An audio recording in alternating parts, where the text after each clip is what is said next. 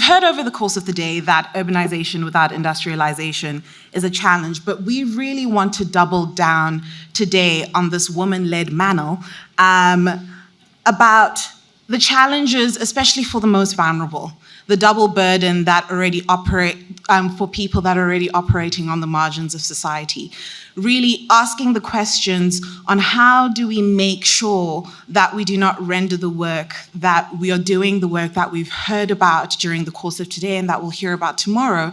How do we make sure that work is not elitist and it is not just an elitist and privileged middle class project, and really that we manage to make the most of serving the most vulnerable and making sure that paradox of crisis and opportunity is realized. So without further ado, I'm just going to get into it.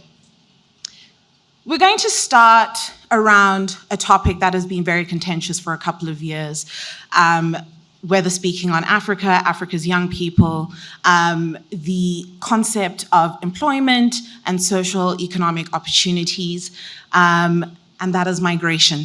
So just to preface this conversation, I'm going to provide a few statistics.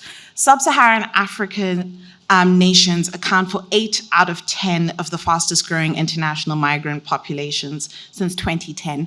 By 2050, it's projected that 4 out of 10 humans, that's 40% of the world, will be Africans as the continent doubles in population. So the question here really is, will Africa be able to provide the livelihood opportunities and its demand and need for this growing demographic? And who else to give insights on this other than Ambassador Joachim Rucker, whose experience in diplomacy, economic policy, and human rights.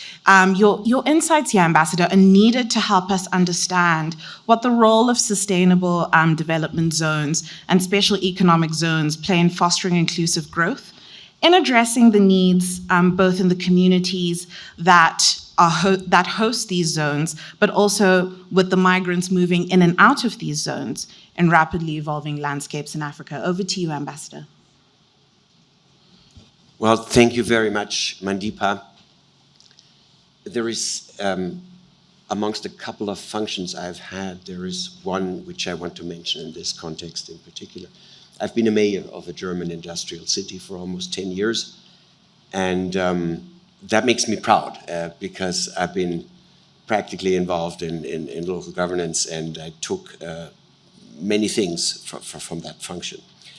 Having said that, indeed, I've been involved in finding practical solutions for rapid urbanization and desperate migration, which are, I think, the two big challenges for cities in the global south and for many other cities as well. And people who are coming into the periphery of these big cities, they are usually stuck or get stuck very quickly in the informal sector, and it's very hard for them to get out of the informal sector. Something similar is happening in the way that camps are run, ideally by humanitarian organizations, but as we all know, most of the camps that are actually for desperate migrants are actually not run by an international organization or humanitarian organization, but are more or less spontaneous situations which procrastinate. And in these situations, I think we need to have a new threefold paradigm. This is what I've developed with a couple of other people conceptually. The first paradigm is that people should not be objects of care, but they should be subjects of their own destiny. They should be citizens, consumers, and producers from the very start, wherever they come, in the periphery of a city or similarly if they come into a camp. The second thing is they need to be connected with the host community, with the surrounding city, or in the case of a camp, with the neighboring city. And the third element would be that you would need a proper institutional framework to guarantee that 1 and 2 is happening. And we have been thinking along with many others and proposing and developing projects to that effect, that the institutional framework you need to employ needs to certainly reduce the complexity, because that's what the cities are faced with, an incredible complexity when it comes to ID of people, when it comes to the housing situation, the land use situation, when it comes to jobs, when it comes to business licenses, etc. It needs to deliver quick results. And thirdly, and maybe most importantly, or very importantly, we've heard in the previous panel, it needs to be bankable by itself, so people can invest in this. And we call this institutional framework, which we're proposing, as sustainable development zones. The basis would be that you would have a special jurisdiction or a special economic zone with an SDG goals that would be sort of set to allow vulnerable groups to integrate very quickly. Now, what does that mean, integrate quickly? If you have the right special jurisdiction in a special economic zone or in a special sustainable development zone, then of course you're able to give out quickly ideas. You are able to IDs to people. You're able to quickly formalize the working situation with regards to jobs. You're able to quickly formalize the business situation, and you're relatively quickly in formalizing the housing situation, in the sense that you can do a concession agreement with the government and lease the land for a certain amount of years. And then, of course, you can have sort of a layer over the existing land use situation, which is very, very complex in many peripheral sort of situations in the cities. And you can actually have an additional cadastre on top of that for the time of your lease. We have not only developed it, we have made practical proposals. One for example, in Ethiopia, which is almost like a golf ball on the tee. The Ethiopian government has said they want it. We're still lacking an investor for the time being, but it would be bankable in 5 to 10 years. And then, of course, there is precursors for that. I've been involved in implementing the Jordan Compact. You all know about the Jordan Compact, I suppose. It was the idea in 2016 from the London Summit for the Syrian refugees, which was about using 18 special economic zones in Jordan to allow the refugees to work there very quickly, very quick. An upsurge in the number of people that found work, and it's several 100,000 that found work in these 18 special economic zones without, I would even say, without much ado. And that shows the power of a special jurisdiction to actually solve the problems we're talking about. Now, of course, that is very much about a brownfield solution. It's not exactly your greenfield new city.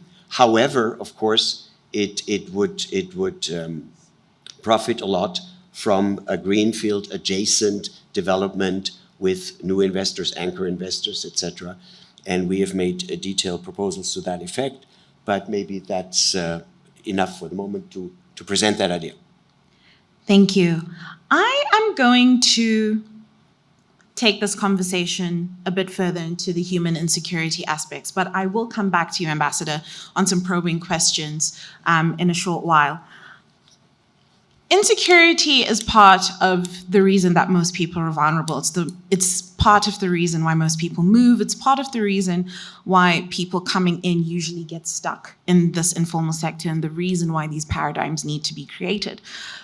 We all know about the global threats, the three massive global threats of climate change, the digital divide, and economic inequality. And obviously, COVID-19 has exacerbated these things.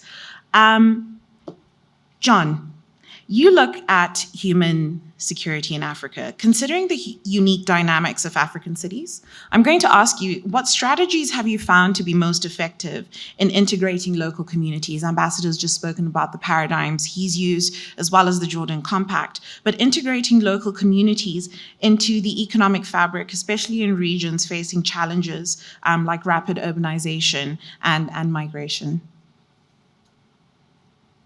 Sure, thank you. And I think to answer that question, I want to actually sort of segue from what the ambassador just mentioned in terms of bankability. I don't think that we can overemphasize what does it mean to be bankable, and then what does it mean to be unbankable. And for all intents and purposes, as far as our analytics are concerned, probably 80 to 90% of the African population is not bankable. And the thing about bankability is experienced in layers, and it's experienced at different scales. Individuals aren't bankable because their communities aren't bankable. Communities aren't bankable because the nations themselves are not bankable. I had not really heard of charter cities until maybe 2-3 years ago. But when I heard of charter cities, what I inferred was the charter. What is a charter? It's essentially what is necessary for individuals, for communities, for even nations to become bankable. You can't bank what you can't audit. You can't finance what you cannot measure. And so in terms of, let's say, we have urbanization without industrialization, we honestly have urbanization without bankability as well. And urbanization without bankability essentially then extends at the national scale, even the regional scale. It then extends to the more local scale, and then even to individual families. So Small Farm Cities, our company in Malawi, we are building planned communities on private titled land. And what that means is that we are bankable as Small Farm Cities. But that also means by contract, by extension, everyone who lives in a small farm city becomes bankable. So in terms of, let's say, vulnerability, we just had this discussion with our staff. And by the way, at some point my staff will watch this, and I just want to take a moment. They said to me, my birthday was in May, they said, "Bwana John, have a bankable birthday." Because what we're doing is we're really ingraining the whole concept of bankability into the very fabric of the company and the company culture. And so in terms of vulnerability, if you're drowning, or if you're trying to help someone drowning, and you're in the water and you're not coming from a stable position, the drowning victim is going to pull you down. And so we're of no use when we come up with all kinds of ideas about urbanization or new cities if we're not really building it on the foundation of bankability. And to me, that's what the charter aspect can achieve. And so in terms of vulnerability in small farm cities, and I'll explain this a little more tomorrow in the catapult, what we essentially do with titled property is we then essentially extend through bankable home ownership, bankable commodity production, and then by being bankable, by being organized and formal, migrating from the informal to the formal, and being very methodical and systematic about it. You can't solve a systems problem without a systems solution. And so this entrapment, this vulnerability is not for one reason. Yeah, there may have been a trigger like a refugee crisis of some kind. There may have been a trigger, but the vulnerability exists more broadly than just that trigger event. So as far as small farm cities goes, and as far as our work is concerned, our main objective in terms of stabilization and addressing vulnerability is really identifying and even defining what does it take for someone earning between $50 a month and $150 a month. What does it take for them to be bankable? And that's our focus. I have a question though. where does this ideal push come from? You speak about systems, solutions for system-based problems, which I understand, but you also broke down the fact that 80 to 90% of Africa is unbankable from the system, state, and individual level. Which level is the ideal push to start pushing for that bankability? Is it at state level? Is it at individual level? Do communities need to band together? Or where does that push come from? Where do we start having that conversation? I believe it has to be top down and bottom up. Like, dual effect. It has to be. Okay. It has to be. To a large extent, I started my career on Capitol Hill in Washington, had a midlife crisis, and now I'm building cities in Africa. Fair enough. Long story, I won't bore you. But I get the top down.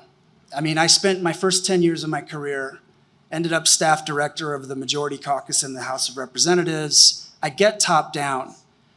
But it wasn't until I started investing in Africa that I started to really understand sort of the fabric and sort of the underlying principles. And so I maybe espoused at a top level the principles of the free market and the principles of capitalism and capital formation. But it wasn't until I really put myself in the shoes of the small farmer. And then I asked myself, okay, if I'm a small farmer and I'm earning $50 a month, what does affordable mean for me? And then how do you access the benefits of economies of scale when the market always rewards the low-cost producer and Western commodities are pouring into Africa at discount prices and the African farmer can't compete? So it wasn't until walking a mile in the shoes of the African small farmer that I began to understand just how important it was that the layers have to be top down and bottom up. And that's why I think this convening, this new category, this new asset class that we're just here defining right now, this is just absolutely essential. Thank you. I mean, no, nothing further to probe on that one for now. Gaius, I'm going to move on to you. Still thinking about bankability, but from an infrastructure point of view. But I'm going to preface it with some statistics, as I usually do, but that's okay. So if we look at the 2022 Ibrahim Index for African Governance data, Wanda spoke about the infrastructure deficits, but I'm going to give a little bit of data to back this up as well. The last decade since 2012 has been a positive one for infrastructure on the index with an 8.1 improvement. However, the rate of progress has nearly halved since 2019. And the subcategory is the lowest scoring out of all the 16 subcategories that the index holds. Guys, your work looks at addressing the infrastructure deficit in sub-Saharan Africa. No small feat. I applaud you and I commend you. In the context of serving the most vulnerable populations in new cities, what strategies have you employed, bankable strategies, might I add, to ensure that infrastructure development not only meets technical benchmarks, which we've heard about today, but also fosters inclusivity and benefits to the most marginalized communities? Please. Yeah, thank you so much. We are sitting at $170 billion in terms of infrastructure deficit gaps a year in Africa, and I think that is tremendously a drop in the ocean. And if you look at the other fundamentals, internet connectivity, we are sitting around at 5% in terms of internet penetration in Africa, 6%, so the latest figures. In terms of irrigation, related frameworks, we're looking at 5%. Access to roads, we're sitting at 34%. So we are way behind. But cumulatively, as you begin to look at new cities and looking at the Gabriel King Smart City that we are building in Zambia, we have kind of modeled an intricate stimulation of how do we involve the community to be part of the project. And one of the things that we've done, we've got our anchor tenant here from the African School of Economics, working with the University of Princeton, is by setting up an eco-friendly ecosystem that supports the whole cycle of the Human Development Index. So, for example, the African School of Economics is setting up a university that will be able to not only offer education-related needs aligned to the communities where we are operating from, but also get the mining companies to be able to offer scholarships and so on and so forth, so that we're able to get them going. What we've also done is that we have a very strong unit on forestry. We are replanting trees. We are sitting at about 7,000 hectares of forestry land. And basically, we have a huge outgrower system where we're encouraging people to plant trees, and those trees can then be replanted on a ratio of 1 to 12 as we build the city. So for every tree that goes out of the city, we plant 12 more trees. So that we have kind of blended into the community. We've also looked at a profit-sharing model between ourselves, the chiefs, and I think South Africa has done very, very well when you go to South Africa. In every community in South Africa, the chiefs, they have got trusts. You go to the Zululand or you go to Mafikeng, and they are ripping off whatever the investors kind of invest. The community is able to benefit directly, not through government, through taxes and stuff like that, but there's a direct aspect of the communities being integrated into the process. So that's what we've done in Zambia. So we have a profit-sharing model between ourselves and also between the chiefs and also the local municipality, which is basically the Ministry of Local Government in Zambia. So I think over and above that, that's what we are doing to be able to integrate and make sure that communities benefit and that there's a balance because there's a fear that as we deploy infrastructure, and if you look at the deficit gaps, and which of course maybe 70% is being funded by China, and of course there are worries on the cost of borrowing for these infrastructure projects. There are also worries on the quality of infrastructure that is being deployed. And then that now gives a competing edge in terms of how you maximize your profits, because you are giving a service or you're giving a product, you're giving a road or a dam that is not a tier 1 product, and also by balancing those priorities of empowering the community. So that's quite a very intricate combination to be able to maneuver with. So while you're maneuvering, how do you work around this balance, this delicate balance between innovation and cultural sensitivity? You spoke about the element of trust and how South African chiefs have done this well. To ensure, how do you work around this delicate balance to ensure that solutions provided are not just effective, but also resonate with the communities that they serve? Yeah, first of all, we are building the city in the northwestern part of Zambia, so intricately and conveniently located between Zambia, Congo, and DRC.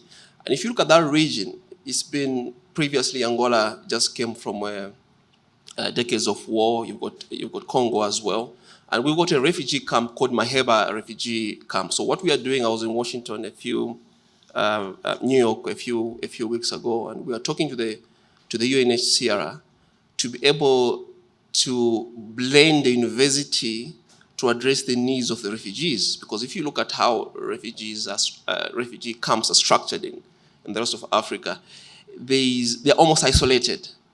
They are isolated, so they build a camp out of nowhere, and then they put them there in tents and so on and so forth. So one of the things that we want to do is be able to blend in the refugees with our city, particularly with the educational ecosystem. But most important is skills transfer. I always say that Africa needs just more than money, or rather capital. We need to be very, very deliberate on skills transfer. And we are talking to off-takers, for example, that they need to be able to employ as much people as possible who are local. 90% of our staff is local, all our engineers are local. So we are trying by all means to be able to blend in into the norms of doing business by not really compromising the complete eradication of integrating with our cultural values and expression. And I think, like I've said, South Africa has also done it very, very well. If you look at the BE Act in South Africa, cumulatively, it's almost a must that companies that are doing work, foreign companies who are investing in the countries, in these countries, have to transfer skills and so on and so forth. Thank you. I mean, you speak about multi-stakeholder engagement, and I think our policymakers know a bit about that. So, Dr. Otieno, I'm going to move over to you. As the National Director of Urban Development in Kenya, you know more about the complexities of urban growth and the policies that make it happen more than most of us in this room, especially in a country the size and the force of Kenya that it is in the East African region and in Africa. So considering the rapid urbanization trends in Africa, as we've been discussing them over the course of the day, particularly in Kenya, the jurisdiction in which you serve, what innovative urban planning strategies have you championed, or has the Kenyan government championed, that we can learn from to ensure that the most vulnerable populations are not left behind in the midst of development?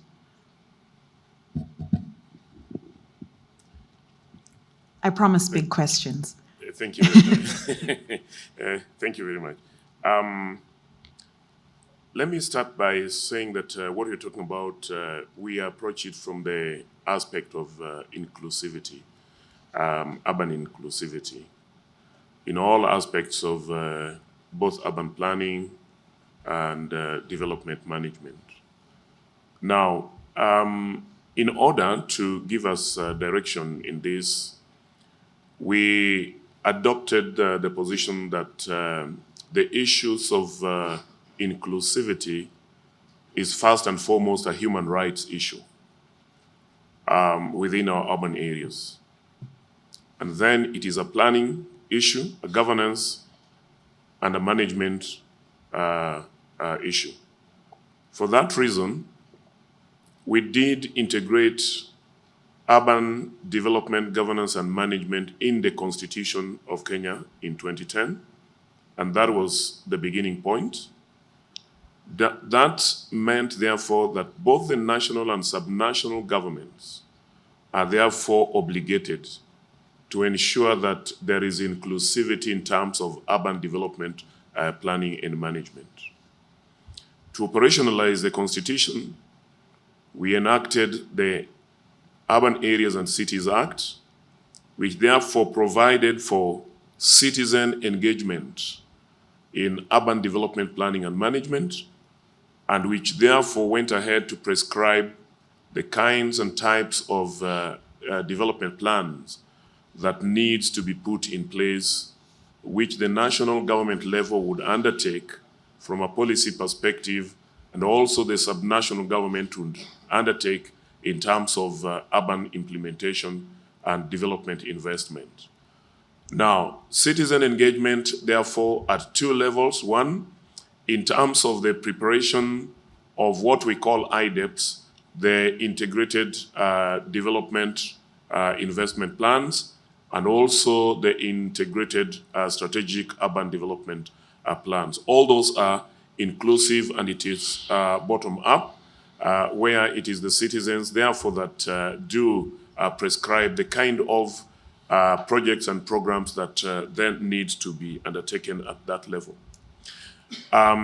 Besides that, then we went ahead to enshrine this then in the policy, because if you have the Constitution, which provides the obligation, and then you move to the level of a legislation, which therefore operationalizes the Constitution, then it has got to then, we need then an umbrella that puts it within a policy context. So Kenya therefore developed the National Urban Development Policy, which is a sessional paper that was passed in 2016.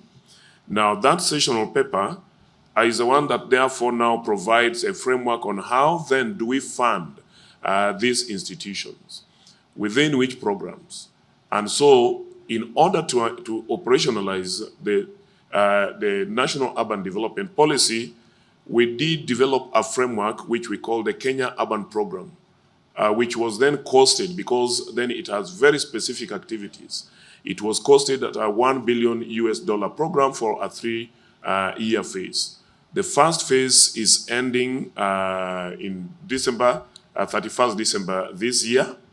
And through that first phase, we have had 2 programs. One is the Kenya Urban Support Program, which has disbursed around 24 billion Kenya shillings to 59 municipalities. And we also have the Kenya Informal Settlement Improvement Program among the programs that are being run under the KENAP. Now, so that is the framework to ensure that we have a plan-led development for every municipality, for every city. The Constitution also provided for the governance, and that meant, therefore, that the Urban Areas and Cities Act, in terms of governance and management, made a provision for institutionalization of all aspects of urban development planning and management. And that is what led, therefore, to the classification of urban areas. So now, as by the constitutional provision, any settlement of 2,000 is classified as an urban area, and therefore must have a plan, and therefore must have deliberate financing to be able to take care of infrastructure and human settlement and livelihood needs at that level. So it's a bottom-up system. Thank you. It's a bottom-up system, but what I've been hearing as one of the critiques of the sustainable economic zone model is the concerns around buy-in from government. How do you advise that governments be brought in, to the extent that they've been brought in Kenya, for these constitutional provisions to exist? I mean, the ambassador spoke of the 3-shift paradigm, where institutional frameworks to reduce complexity, and this is a solid example of how complexity can be reduced. How do we make sure? Is there a blueprint to get buy-in from government? Is there anything you can tell us that's a cheat code that we need to be following in this respect? One thing that I need to state from the onset is that because of migration and people who are moving into the urban areas are not finding a platform where they can make their livelihoods. And that is why they end up in informal settlements. And livelihoods in informal settlements is very, very harsh. Precarious, and yes, they are not bankable. Yes, okay, to use that term, they are not bankable. And there is this kind of mismatch between and mistrust between government and communities, because they do not trust that the government would therefore offer their services. In any case, what happens is that take an item, a service like water. Water is more expensive in the informal settlements for people, that have just moved into the urban areas and do not have any formal livelihoods. It's more expensive. Actually, the informal sector, the informal settlement, people who live in informal settlements, they subsidize, in terms of water services, the people who live in the upmarket areas. That is a fact, and it's an empirical fact. So there is that mistrust between the national government, and the people in terms of urban development, in terms of planning and development management. Now, how then do you ensure that there is integration? You ensure there is integration by providing a framework, and that is why within the Constitution and the legislation, we now have a citizen engagement framework, which has been given to the citizen. And it is the citizen who therefore make a prescription on the kind of investment programs that they want, which therefore speaks to their own needs. It is an engagement between the citizen and the city authorities. And of course, at the end of the 5-year, they would want to see that within the manifesto, of the city government, were their aspirations taken care of. If not, then they just simply vote out. And even like we in the last elections, we had some very popular, governors voted out, whom we thought, from a technical perspective, should really have come back to continue providing the services. I'm going to piggyback on something you said. This dynamic of mistrust, particularly around water. And we're very lucky because we have Mr. Mark Magnifica, who is the country lead for urban water resilience in Rwanda. So, how do we navigate that delicate balance between ensuring water resilience and serving the needs of the most vulnerable communities? And we're going to use water as a motif here. Thank you very much. I think the panelists have touched on some of the aspects that we look at when we're doing this. But I'll try to be a little bit pragmatic in providing answer to your question. So we work in 11 cities in Africa, and when we're looking at climate resilience and water resilience. And so what you see in the city, the very first issue that government and some partners do is they don't really take time to clearly understand the nature and the context of what water scarcity mean in their city, right? And then also, how does that impact the vulnerable community in their city? And ultimately, how does that impact the city as a whole? So there are cities where you have scarcity in terms of drought, like there is literally no water. There are cities where you have scarcity, cities like Nairobi or Kigali, many of the cities in East Africa like Kampala, you have a lot of water, but the water is polluted. So you cannot have water and you don't at the same time. And there are cities, like in some cities in Ethiopia, where it's in between. It's a semi-arid area, but when it rains, there's massive flood that destroys everything, so you still have no water. Now, and when you look into the vulnerable communities around those cities, each community have a different understanding of scarcity depending on how it affects them. Now, what we've seen here is when you don't take that much time to really sit down, put yourself in their shoes and understand what they go through, that mistrust is still there. So they will consider you as someone who's feeding on their misery, actually. You're using their case to mobilize fund and then doing whatever you do, but it's mostly look like your own agenda, not theirs. And that is a big problem. Now, to circumvent that, I think Dr. Otiengo and Ambassador, and also the bankable John have touched upon it. So the very first thing when you engage communities, it's about understanding their context. You have to sit down with them, you have to take time. And most of the time, one of the challenges with cities, and especially in Africa with this rapid growth, things move so fast. Cities, the leadership don't have time for that, and they want to address things fast, and most of the time, they overlook some of the issue that might not seem big to you, but when you go into implementation, you realize that actually this is very critical, and people should have thought about that, and sometimes it means completely changing your project into a different project. The second thing that we look at is there is a certain level of skills development and education that is needed, but towards water conservation. Now, in informal settlement, water is very rare, and like Dr. Tiang was saying, which I fully agree, it's extremely expensive. So these people need to be trained and to be educated on how to use wisely the little they have. And most of the time, because of how the context, if you don't have space, the shelters they live in are not up to standard. The other thing that it requires, because they need an extra support after that, you need to be in a position to really bring in adequate technology and innovative solution to help them into using water wisely. And there are many technology that works, but one of the biggest problems with technology in vulnerable communities is actually to contextualize the technology to their need and culture. When you bring in the aspect of culture, most of the time it becomes extremely complicated.